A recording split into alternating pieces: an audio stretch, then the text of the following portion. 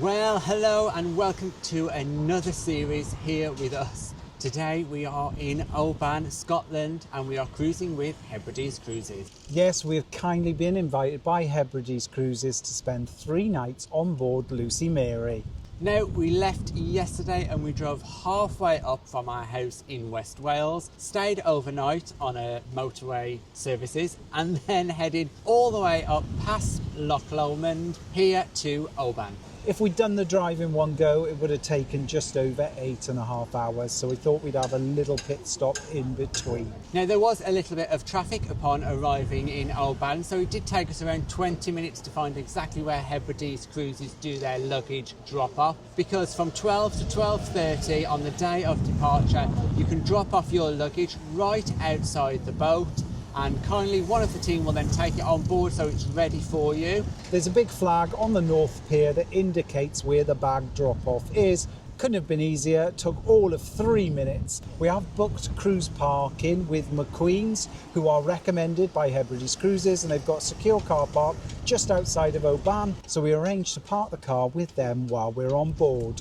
To park the car for our cruise, it costs £10 per night, so that comes to a total of £40. One of the team at McQueen's kindly then drove us back down into Oban, which was fantastic. It did save us having to do a lengthy walk. For our embarkation, we're not boarding Lucy Mary until 3 p.m. this afternoon. So after we dropped our car off, we had a little wander around this beautiful town of Oban. We stopped off and had some food, and then we've just explored the seafront. Now, there's some lovely sights here in Oban. We've been watching the ferries come in and out from all the Hebrides Islands. This is one of the places where you can get a ferry to the islands. Plus, we've had a little walk around, popped in a few of the shops. Now, Oban does have what looks to be an amphitheatre. It isn't actually a real amphitheatre, it was built much later on. We haven't got time to walk up there today, unfortunately, but it's a great place to visit if you have got more time here in Oban. So we are now going to head back to where we dropped off the luggage, because that's where we're embarking Lucy Mary. It's around about 2:45, so by the time we get there, we should be able to board. We're really looking forward to meeting all the other guests who are on board, as well as the team. Well, welcome aboard Lucy Mary. When we last left you, we headed to the meeting point on the North Pier. We were led down through the marina and boarded Lucy Mary, and really impressed. Well, what a welcome. Well, we were shown onto the boat one by one, greeted by the boatswain who shook our hand. That was very nice welcome already.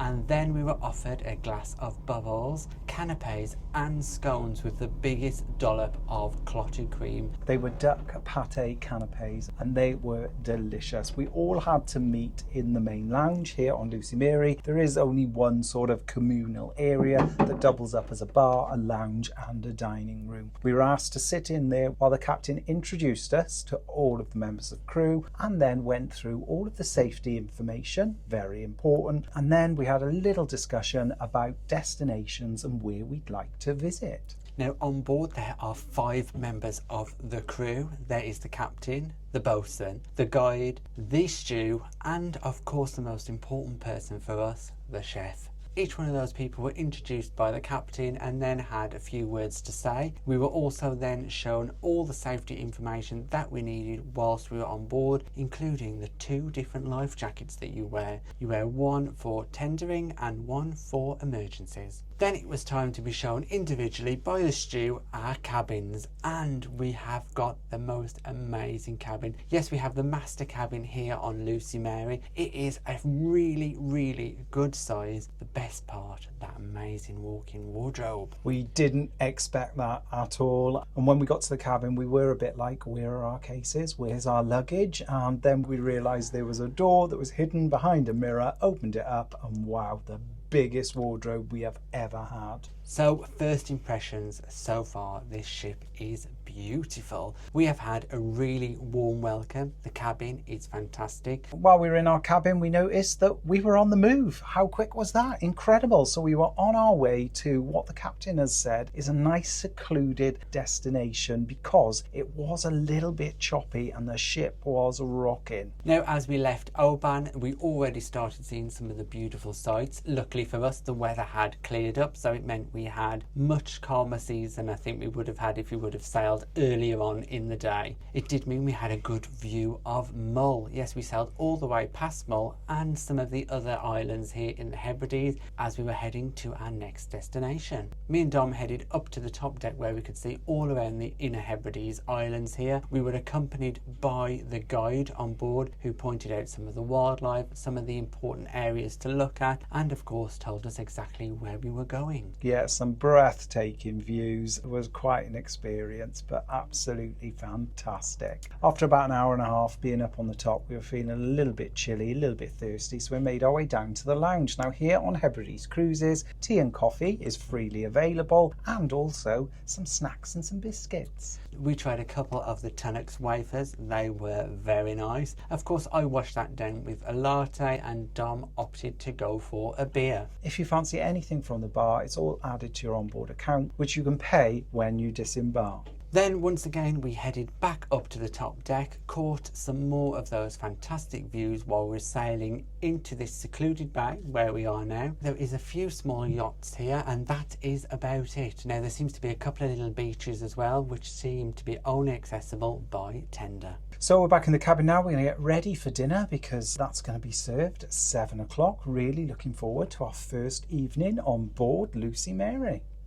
So we got ready in the cabin and then we made our way up to the lounge. Now the evening meal was very exciting as soon as we saw the table. Now the table was laid out absolutely beautiful with heart napkins, lovely table decoration. We knew we were in for a treat. Prior to boarding, Hebrides Cruises did send us a request form that we had to fill out, just detailing any special requests, dietary requirements and so on. Here on board Lucy Mary, it is a set evening meal, but they do cater for various dietary requirements. Now tonight for the first course, it was a crab salad, and those that don't eat fish or any seafood had melon and ham instead. I had the melon and ham and that was super tasty. I was feeling a little bit adventurous and decided to have the crab salad, and it was presented beautifully and I did really enjoy it. Then it was on to the main course, and this was a fillet of Aberdeen Angus beef. Wow, what another beautiful dish. Yes, steak. Wow, couldn't believe it, could we? When our first night steak, one of mine and Dom's favourite meals. Beautifully tender, cooked to perfection and presented beautifully. Yeah, once again me and Dom finished off the lot. Then it was on to the dessert, and this was a beautifully refreshing lemon posse with meringue kisses on top. Wonderfully delicious. We finished it all again. During the meal we also had a couple of glasses of wine. Red and white are on offer, and these are included free of charge during your evening meal. At all other times of the day, including lunch, you do have to pay for alcoholic drinks. However, the bar is always open and the prices are really reasonable. Now water is also provided as well as tea and coffee throughout the cruise. Dinner is served on a shared table. All the passengers, including Tom and myself, as well as the captain and our guide Dave. Now yes, on Hebrides Cruises it does mean you get to have dinner with the captain nearly every night, so that is an added bonus. After dessert then, that was not the end of the meal because a cheese board was sent round, and wow, a great selection of 3 different cheeses, all locally sourced. Fantastic. Already our fellow passengers have worked out that Dom loves a bit of cheese and crackers, so the board started at Dom and ended at Dom, and of course he saw off all those crackers. I did. In addition to that, there was some grapes as well as a fig chutney and an onion chutney. Very, very Moorish, and I really did have to control myself.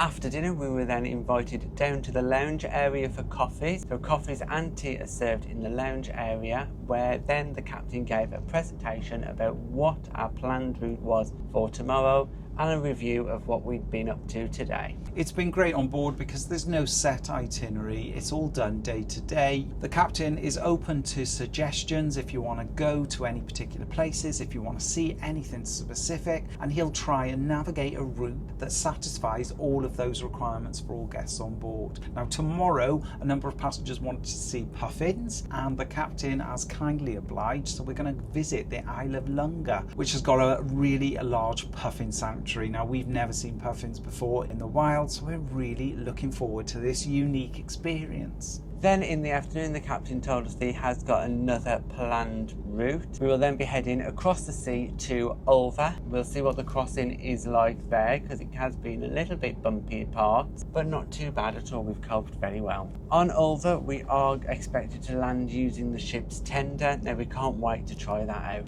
It was a really interesting experience just to see how the captain has mapped and charted our journey from one destination to another, and the fact that we, the passengers, actually get involved in making those decisions is a really unique experience. The one thing the captain did tell us is that he'd be switching off the engine every night about 9 p.m. That does mean you can't use any heavy electrical use items, so such as hair dryers, things like that, but charging your phone and other electrical items like our camera is completely fine. After the chat with the captain, we carried on enjoying our teas and coffees, talking to our fellow passengers. It was then time for me and Dom to grab one final drink at the bar. We had a glass of wine each again, where our stewardess Poppy then said, why not try the bottle? So of course we obliged, but we didn't drink the full bottle. You will be surprised to find out.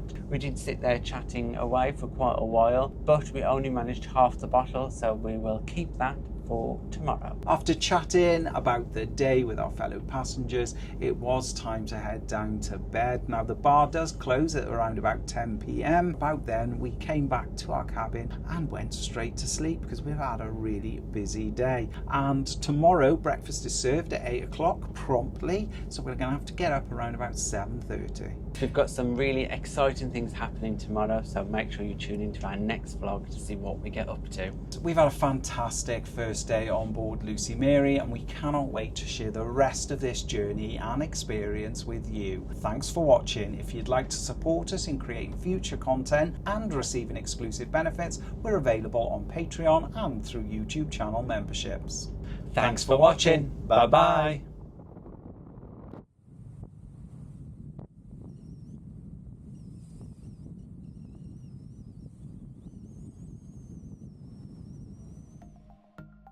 Thanks for watching. We've got lots more content available on our YouTube channel, so press that subscribe button. If you're interested in receiving daily updates, we're available on most social media platforms. Just search for Tom and Dom Travel.